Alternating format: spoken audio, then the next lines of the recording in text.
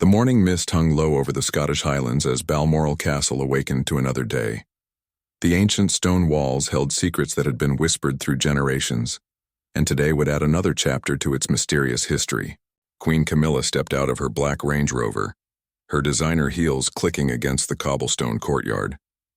She had arrived earlier than expected, much to the surprise of the castle staff who were still preparing for her scheduled visit. James MacLeod, the head of the royal guard at Balmoral, stood at attention near the main entrance.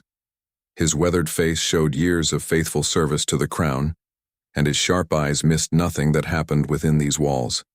He had served under Queen Elizabeth II for 37 years, and now continued his duty under the new reign.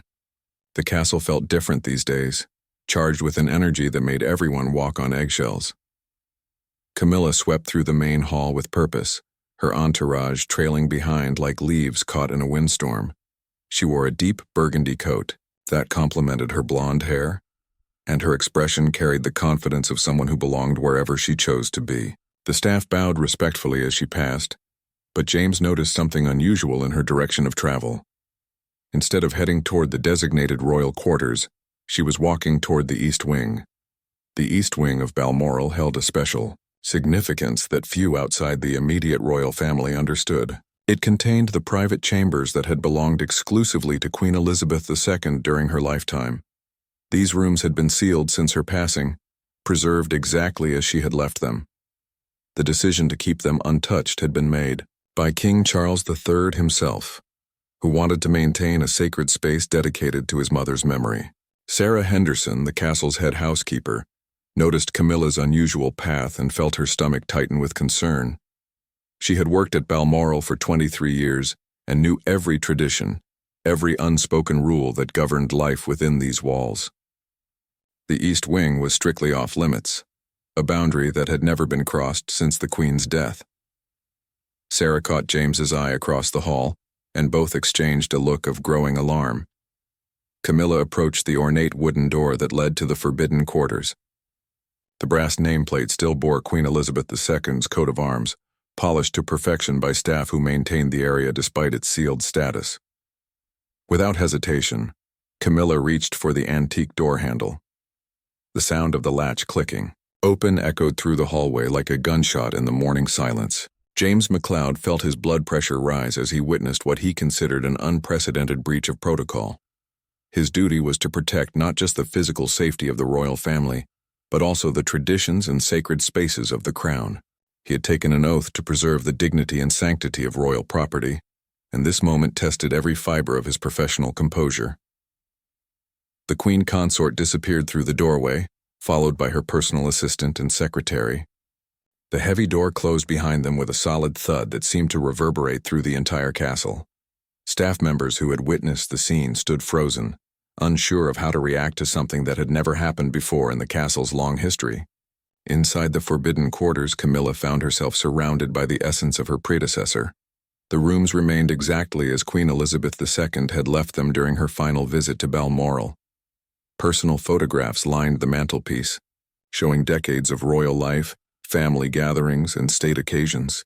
The Queen's reading glasses still sat on the bedside table next to a half-finished crossword puzzle, as if she might return at any moment to complete it.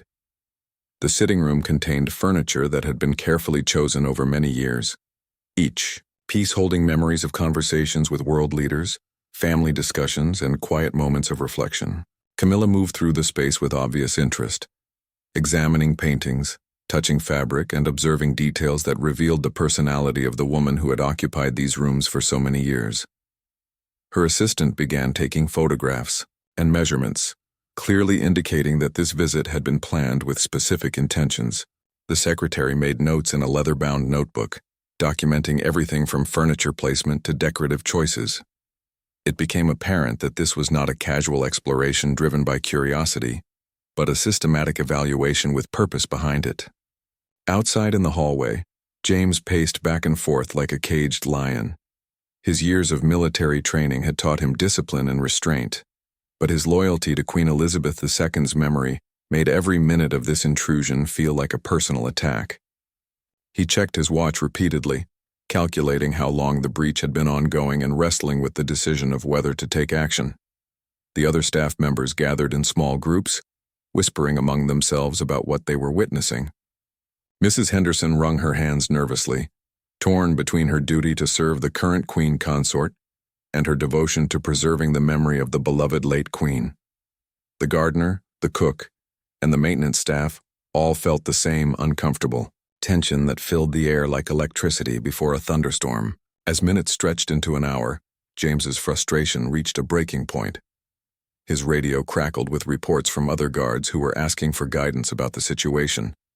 The entire security team was aware that something unprecedented was happening, but no one knew how to respond to a situation that had never been addressed in their training or protocols. The sound of voices from within the forbidden quarters drifted through the heavy door. Camilla could be heard giving instructions to her staff, discussing changes and modifications that made James's jaw clench with anger. It was becoming clear that this was not just a visit of curiosity or remembrance, but something far more significant that would change the nature of these sacred spaces forever. When the door finally opened again, Camilla emerged with a satisfied expression that contrasted sharply with the tension that had built up in the hallway. Her assistant carried a folder filled with notes and photographs, while her secretary scheduled follow-up appointments with various castle departments. The casual manner in which they discussed their findings made it obvious that they considered their mission accomplished. James McLeod stood at the far end of the hallway, his hands clasped behind his back in a pose that barely contained his professional outrage. His eyes followed every movement as Camilla and her team prepared to leave the East Wing. The violation of what he considered sacred ground had been completed, but the consequences of this day were only beginning to unfold. The news of Queen Camilla's unauthorized entry into Queen Elizabeth II's private quarters spread through Balmoral Castle like wildfire. By lunchtime, every member of the staff knew what had happened, and the atmosphere in the castle had become thick with tension and unspoken disapproval. James McLeod found himself at the center of a storm that threatened to shake the very foundations of royal protocol. In the staff quarters below the main castle, conversations took place in hushed tones as employees struggled to process what they had witnessed. Mrs. Henderson sat in her small office, staring at the duty roster without really seeing it. Her hands trembled slightly as she thought about the implications of the morning's events. She had dedicated her entire adult life to serving the royal family, and the sanctity of Queen Elizabeth II's memory was something she held sacred above all else. The cook, Margaret Wilson, who had prepared meals for the late queen during countless visits to Balmoral, felt personally violated by what had occurred. She had often received special requests from Queen Elizabeth II for simple Scottish dishes that reminded her of childhood summers in the Highlands. The thought of someone else claiming those intimate spaces felt like an attack on precious memories that could never be replaced. James paced in his office, his military bearing barely containing the rage that boiled beneath the surface. He had served 3 generations of royals, but never had he witnessed such a blatant disregard for tradition and respect. His phone rang constantly with calls from other royal properties, as word of the incident had already begun to spread beyond the castle walls. Each conversation required him to maintain professional composure while his personal feelings demanded action. The head gardener, Robert Fraser, found himself unable to concentrate on his usual duties. He had maintained the gardens that Queen Elizabeth II had loved so dearly, and had often seen her walking among the flowers during her private moments at Balmoral. The East Wing quarters overlooked these same gardens, and the idea that someone else might be planning changes to that sacred space filled him with dread. By afternoon, James had made a decision that would define his legacy and possibly end his career. He placed a secure call to Buckingham Palace, requesting an urgent conversation with King Charles III's private secretary. The protocol for such communications was complex, but James's years of service had earned him direct access when matters of critical importance arose. The conversation was brief but intense. James explained the morning's events in precise detail, maintaining professional language while making his concerns absolutely clear. The private secretary listened without interruption, asking only for confirmation of specific details that would be important for the king to understand. The call ended with a promise that the matter would be brought to His Majesty's immediate attention. Meanwhile, Queen Camilla had returned to her own quarters, apparently unaware of the disruption she had caused among the castle staff. Her assistant worked on organizing the photographs and measurements they had taken, while her secretary began making appointments with interior designers and renovation specialists. The casual efficiency with which they proceeded suggested that the morning's activities had been part of a larger plan that had been in development for some time. The afternoon brought an unexpected visitor to Balmoral. A sleek black car with government plates arrived at the main entrance, carrying Lord Chamberlain Sir Andrew Parker, one of the most senior officials in the royal household. His unannounced arrival sent shockwaves through the castle staff, as such visits typically required days of advance notice and preparation. Sir Andrew moved through the castle with the authority of someone who had dealt with royal crises for decades. His first stop was James's office, where the two men spoke for nearly an hour behind closed doors. James provided a detailed account of everything he had witnessed, including the systematic nature of Camilla's exploration and the obvious planning that had preceded her visit. The conversation then moved to include Mrs. Henderson and several other senior staff members who had been present during the morning's events. Each person provided their perspective on what had occurred, painting a picture of an organized effort to assess and potentially modify spaces that had been explicitly designated as memorial areas. As word of Sir Andrew's presence spread through the castle, the staff began to realize that their concerns had been heard at the highest levels of the royal household. The unspoken fear that they might be forced to remain silent about what they considered a grave violation of protocol began to ease slightly. Queen Camilla's reaction to news of the Lord Chamberlain's arrival was swift and defensive. She requested an immediate private meeting, which took place in the castle's formal library. The conversation lasted for over 2 hours, during which time the rest of the castle remained in a state of suspended animation as everyone waited to learn the outcome. James spent the afternoon walking the castle grounds, trying to process the magnitude of what was unfolding. He thought about his years of service under Queen Elizabeth II, remembering her grace, her respect for tradition, and her deep understanding of the responsibilities that came with royal privilege. The contrast with what he had witnessed that morning could not have been more stark. The gardens that had brought such joy to the late queen seemed different somehow, as if they too were mourning the violation of her private sanctuary. James found himself standing beneath the window of her former sitting room, looking up at the space where she had spent countless peaceful hours reading, writing letters, and simply enjoying the Highland scenery that had meant so much to her. The other guards approached James throughout the afternoon, seeking guidance on how to handle the unprecedented situation.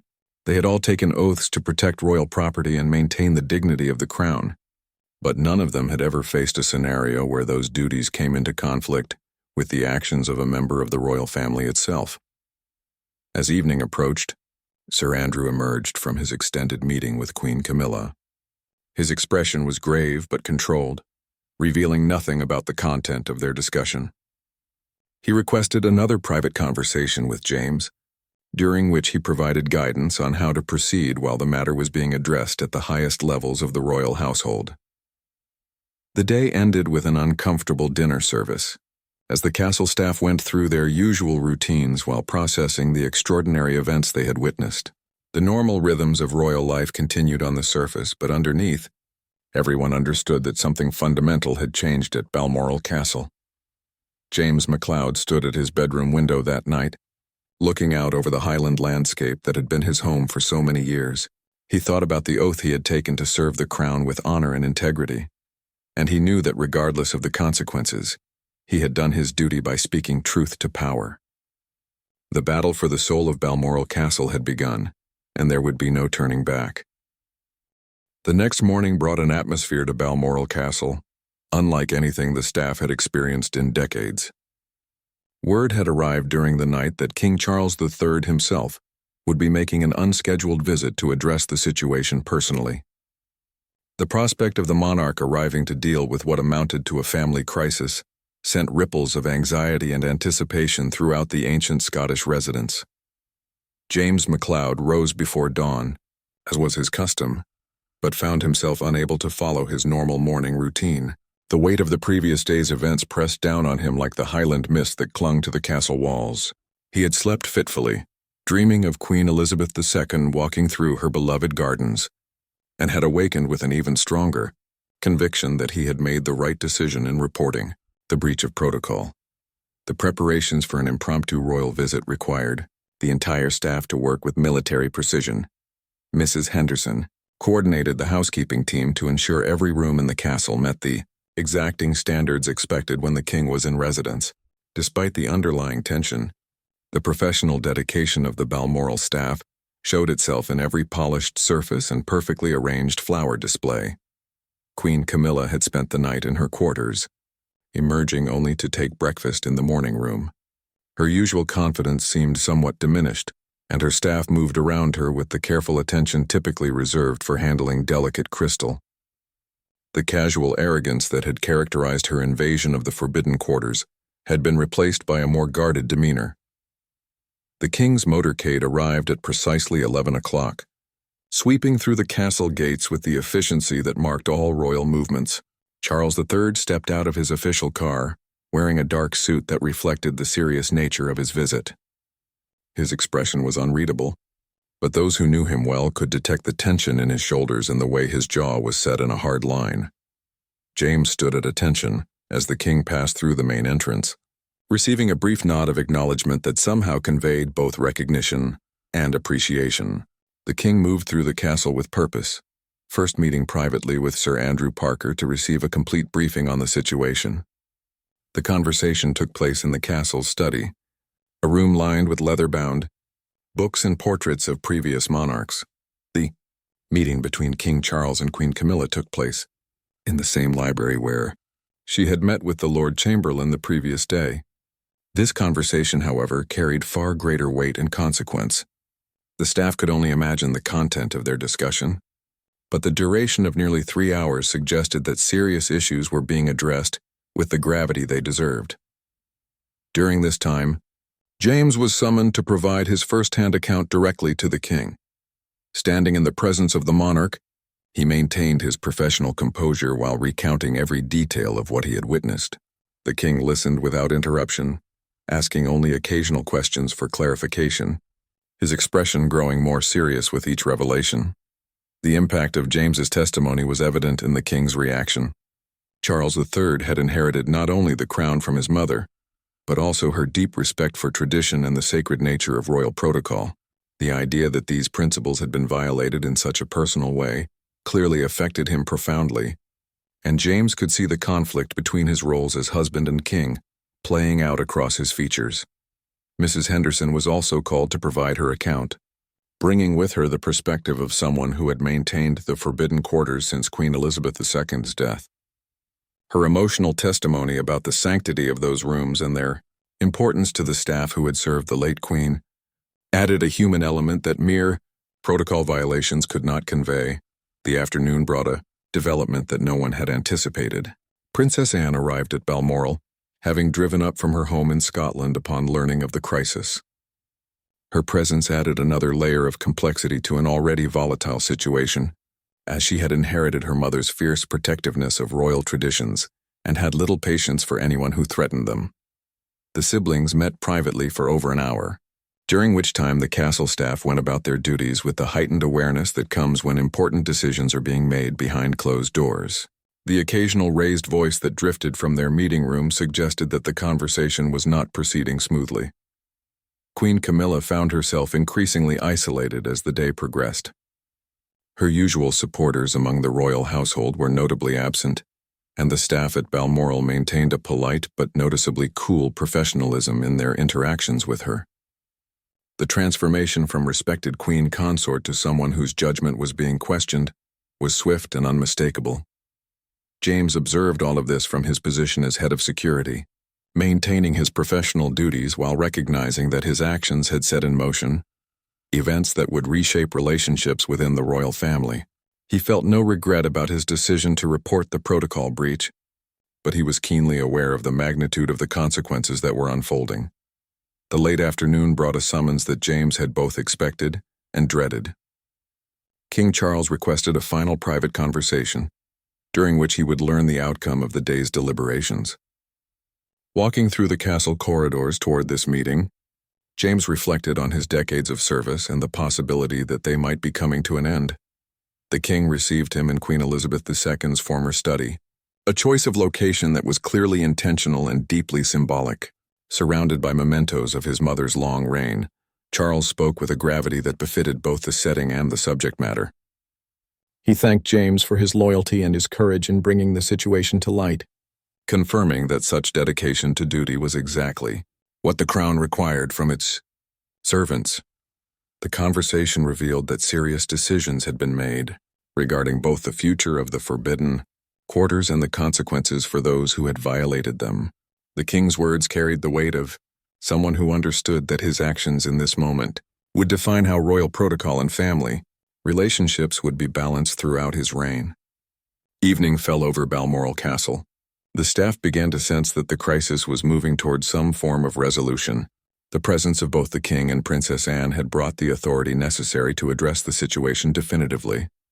Though the exact nature of that resolution remained unclear to those who had not been privy to the private discussions, James MacLeod found himself standing once again in the courtyard where this entire episode had begun just 2 days earlier. The Highland air carried the same crisp freshness, and the ancient stones of the castle looked unchanged, but he knew that everything was different now. The battle for the soul of Balmoral had reached its climax, and the reverberations would be felt throughout the royal establishment for years to come. The morning of the third day dawned with an unusual stillness that seemed to hold the entire castle in suspended animation. The staff moved through their duties with quiet efficiency, but everyone could feel that momentous decisions had been made during the night. James MacLeod had barely slept, his mind churning over the events of the past 2 days and the conversation he had shared with the king the evening before.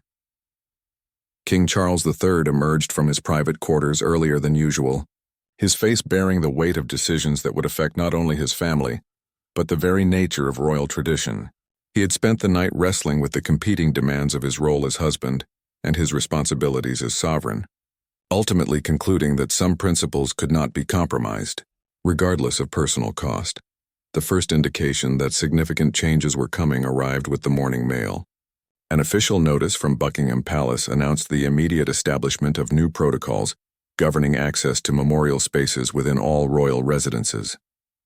The document bore the king's personal seal and made clear that certain areas would remain forever protected.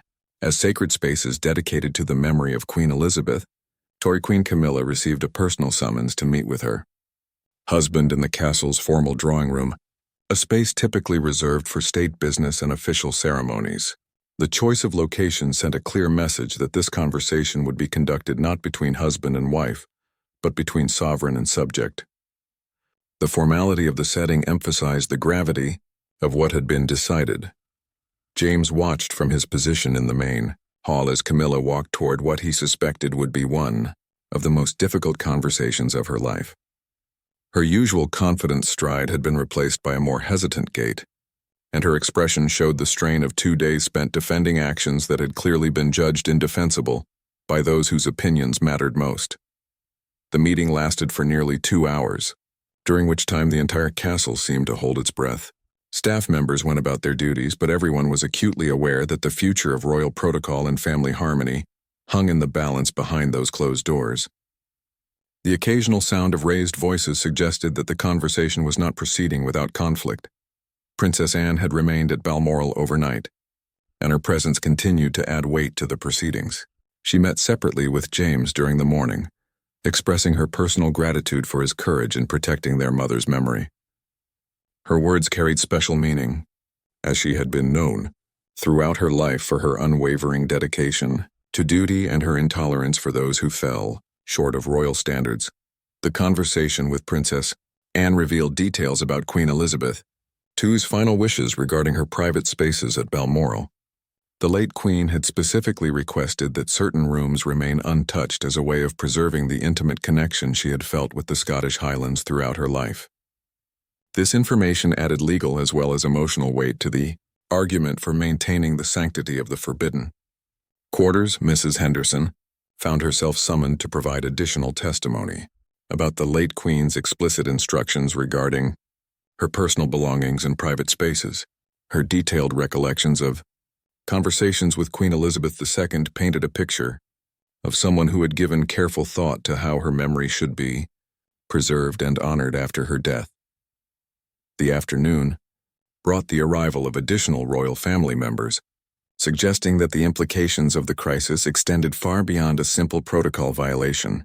Prince William and Princess Catherine arrived by helicopter, their serious expressions indicating that they understood the gravity of the situation they were entering. The presence of the heir to the throne elevated the crisis to a level that would have lasting constitutional implications. The expanded family meeting took place in the castle's largest conference room, with King Charles presiding over a discussion that would determine not only the resolution of the current crisis, but also the precedents that would guide royal behavior for generations to come. James was not privy to the content of this meeting, but its duration of over 3 hours suggested that fundamental issues about royal authority and family loyalty were being addressed. During this time, Queen Camilla remained in her quarters, effectively excluded from the family discussion about her own actions. Her isolation from the decision-making process sent a powerful message about how seriously her breach of protocol was being treated. The woman who had violated sacred spaces now found herself cut off from the family councils that would determine her future role. The castle staff continued their duties throughout the day, but everyone was aware that they were witnessing history in the making.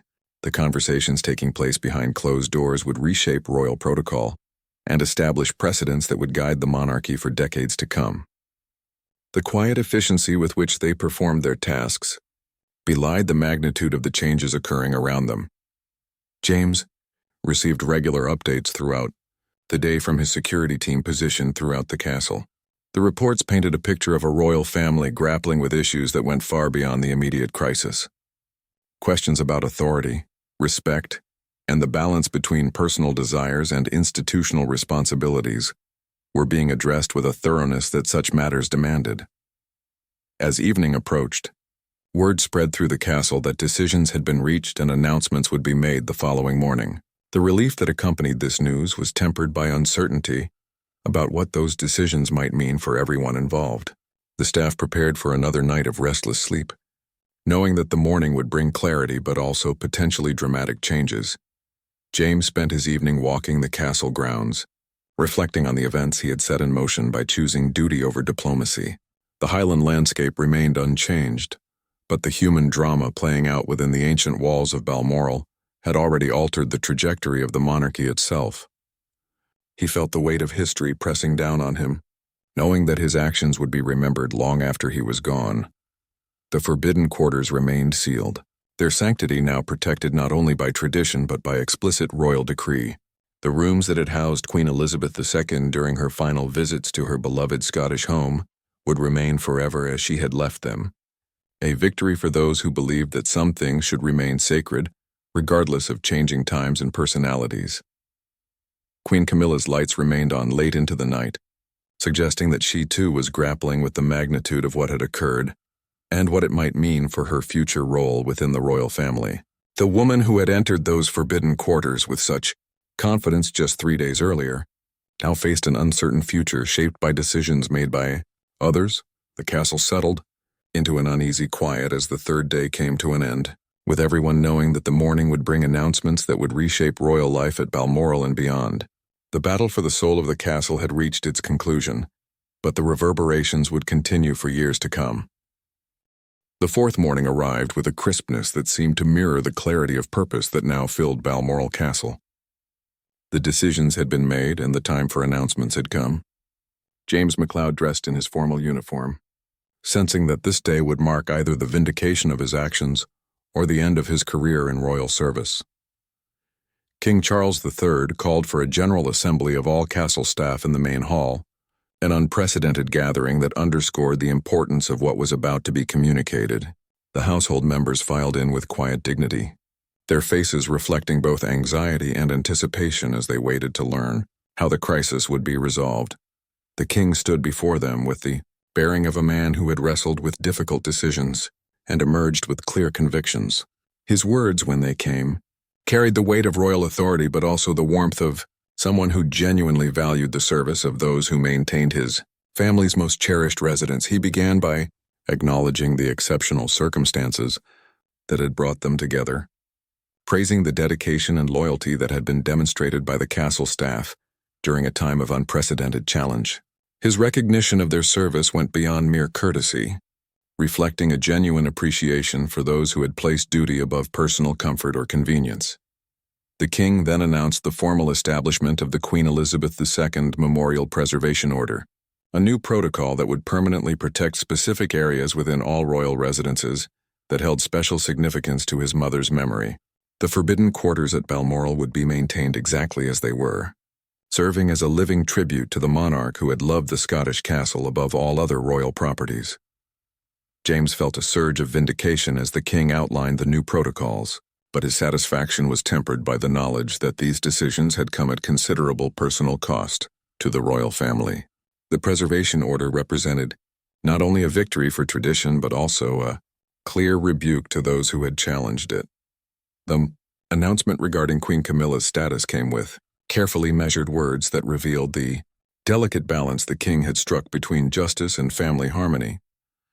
While she would retain her position as queen consort, her access to certain areas of royal residences would be subject to new oversight protocols designed to prevent future breaches of sacred spaces. The establishment of a new position within the royal household was perhaps the most significant long-term consequence of the crisis. A keeper of royal memory would be appointed to each major residence, with the specific responsibility of protecting spaces and items designated as memorial in nature. This role would carry considerable authority and would report directly to the monarch on all matters related to the preservation of royal heritage.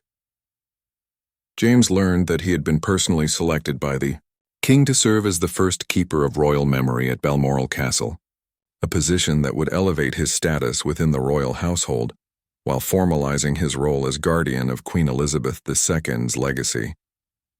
The appointment represented not only recognition of his courage, but also confidence in his continued dedication to duty. The reactions of the castle staff to these announcements varied widely, but there was a general sense of satisfaction that tradition had been upheld and that those who had defended it were being recognized rather than punished. Mrs. Henderson wiped tears from her eyes as she realized that her beloved late queen's memory would be protected in perpetuity. Queen Camilla's response to the public announcements was notably absent, as she had chosen to remain in her quarters during the staff assembly. Her silence spoke volumes about her recognition that her actions had been publicly repudiated and that her role within the royal establishment had been fundamentally altered. The afternoon brought a private ceremony in which James was formally invested with his new responsibilities as keeper of royal memory. The king personally presented him with the ceremonial keys to the memorial areas, along with a commission document that outlined his expanded authority and duties. The solemnity of the occasion emphasized the sacred nature of the trust being placed in his hands. Princess Anne participated in the ceremony, adding her personal endorsement to the king's appointment. Her presence reinforced the family's commitment to honoring their mother's memory and their confidence in James's ability to serve as its guardian. The ceremony took place in Queen Elizabeth II's former study, surrounded by the mementos and personal items that would now be under his permanent protection. The new protocols established clear boundaries that extended far beyond the immediate crisis at Balmoral. Similar memorial areas would be designated at Windsor Castle, Sandringham House, and the Palace of Holyrood House, each protected by the same stringent access controls and oversight mechanisms. The comprehensive nature of these changes demonstrated the king's determination to ensure that such a breach could never occur. Again, the legal framework supporting the Preservation Order was particularly robust, incorporating elements of both royal prerogative and statutory protection that would make any future challenges extremely difficult. The involvement of the Lord Chamberlain's office in drafting these provisions ensured that they would withstand scrutiny and provide lasting protection for designated memorial spaces. James spent his first afternoon in his new role, conducting a comprehensive inventory of Queen Elizabeth II's personal items within the forbidden quarters. Each object was catalogued and photographed, creating a permanent record that would ensure nothing could be altered or removed without proper documentation. The meticulous nature of this work reflected his understanding of the sacred trust that had been placed in his care. The impact of the crisis extended beyond Balmoral to other royal residences, where staff members were already beginning to identify areas and items that might require similar memorial protection. The precedent established at Balmoral would ripple through the entire royal estate system, creating a new framework for preserving royal heritage and memory. Queen Camilla's isolation continued throughout the day, with her staff notably subdued as they went about their reduced responsibilities. The woman who had confidently entered forbidden territory just 4 days earlier now found herself confined to a much smaller sphere of influence, her actions having consequences that would follow her for the remainder of her time as queen consort. The castle staff settled into their evening routines with a sense of resolution that had been absent since the crisis began. The uncertainty and tension of the past few days had been replaced by clear protocols and defined responsibilities. The sanctity of Queen Elizabeth II's memory had been preserved, and those who had defended it were being honored rather than punished. As night fell over the Scottish Highlands, James MacLeod stood at the window of his new office, looking out over the gardens that had brought such joy to the late Queen during her lifetime. The weight of his new responsibilities pressed down on him, but it was a burden he carried with pride and determination. The battle for the soul of Balmoral Castle had been won, and the victory would endure for generations to come. 6 months had passed since the crisis that had rocked Balmoral Castle to its foundations, and the changes implemented in its aftermath had settled into the rhythm of daily life. James MacLeod had grown into his role as keeper of royal memory, with a dedication that impressed even those who had known him for decades. The forbidden quarters remained exactly as Queen Elizabeth II had left them, now protected by protocols so stringent that even the king himself required formal permission to enter. The transformation in castle dynamics was evident in every aspect of daily operations.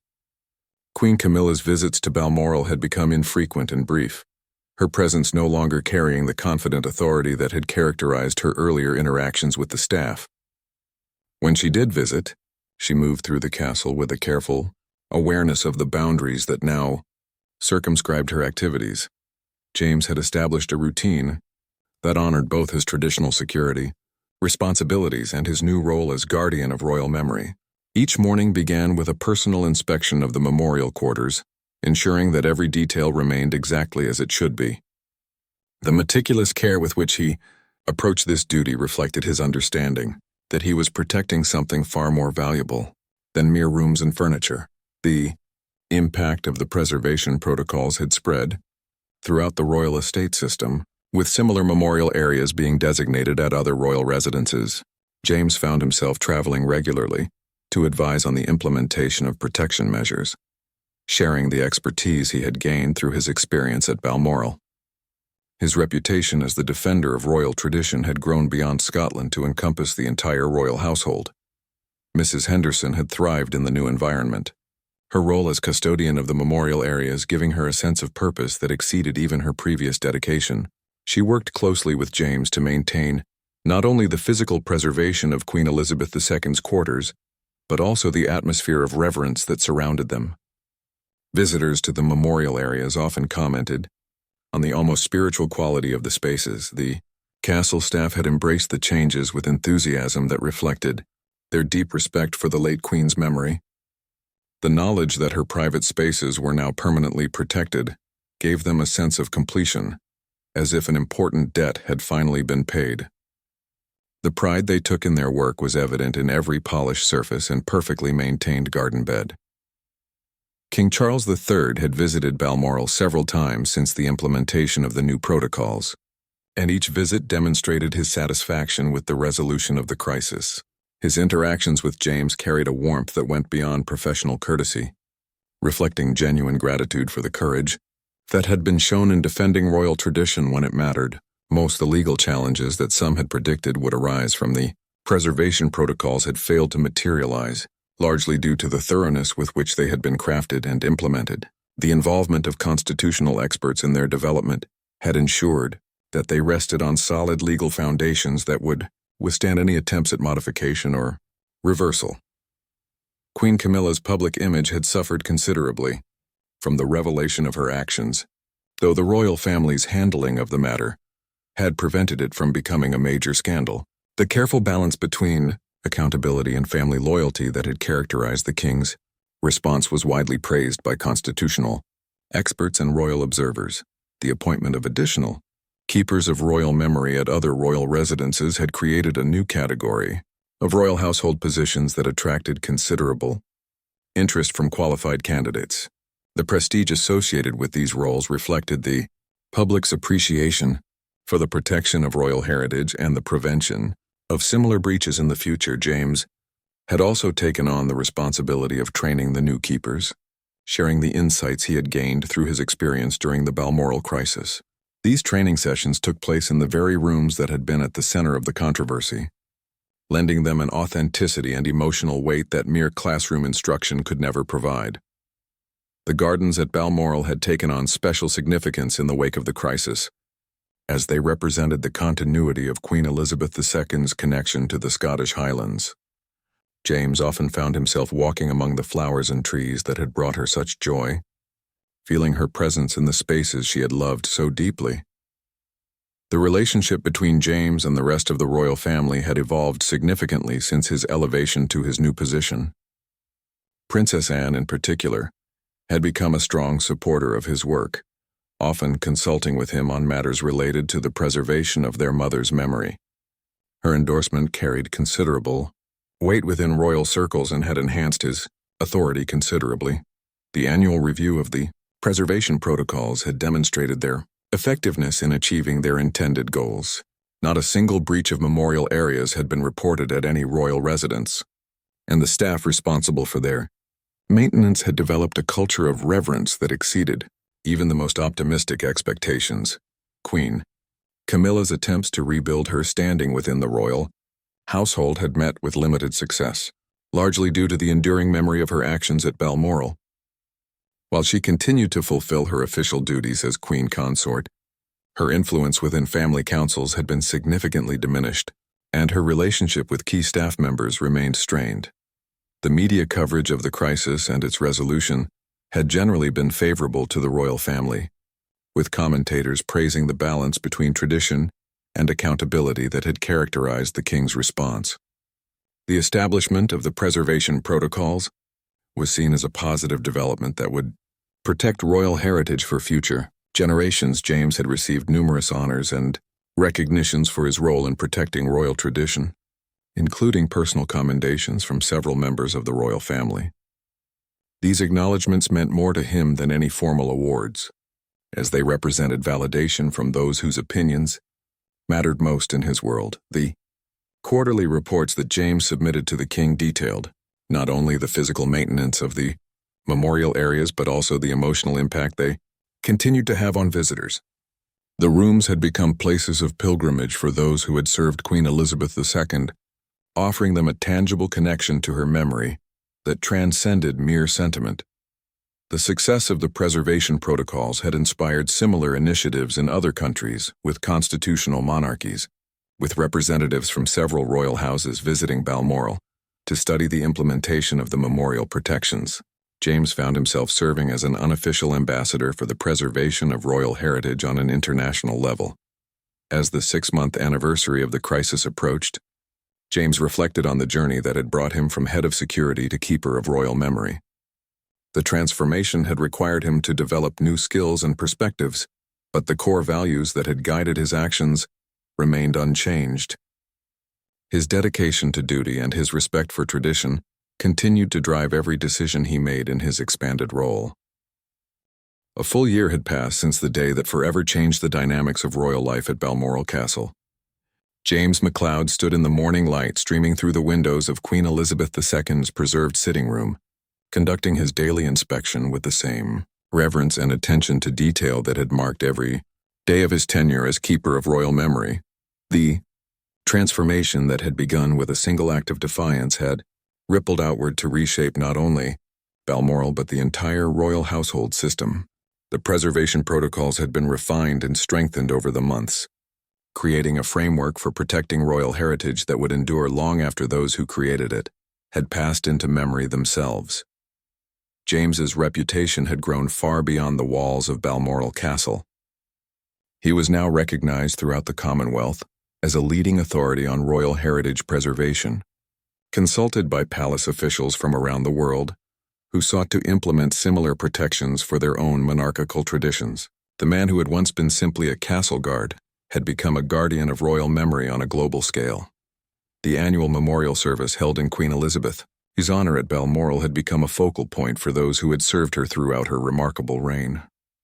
James played a central role in organizing these gatherings, ensuring that they maintained the dignity and respect that her memory deserved while providing comfort to those who continued to mourn her passing. Queen Camilla's relationship with Balmoral had never recovered from the events of that fateful day. Her visits had dwindled to brief, formal occasions that carried none of the warmth or personal connection that had characterized royal family interactions with the Scottish residents in previous generations. The castle staff treated her with professional courtesy, but the easy familiarity that had once existed was gone forever.